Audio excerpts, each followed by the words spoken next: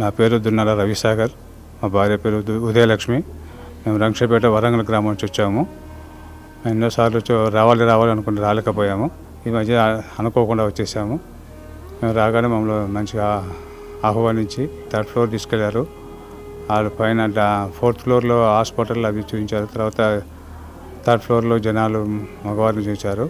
చూసి కిందికి వచ్చేసాము. ఇక్కడ మాకు చాలా సంతోషం అనిపించింది. మా వంతు సహాయంగా ఏదో చేద్దామని అనుకుంటున్నాము. టైంకి వస్తే మళ్ళీ వచ్చేస్తాం.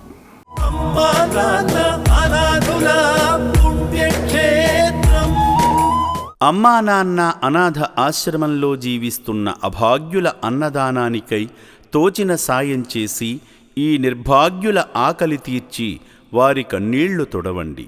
ఈ అనాథులను కూడా మీ బిడ్డలుగా భావించి వారి ఆకలి తీర్చడంలో భాగంగా బియ్యము, పప్పు, ఉప్పు, నూనె వంటి కిరాణా సామగ్రితో పాటు కూరగాయలను అందజేసి 3 పూటలా జరిగే అన్నదానానికి మీ వంతు సాయం చేసి చేయూతనివ్వండి.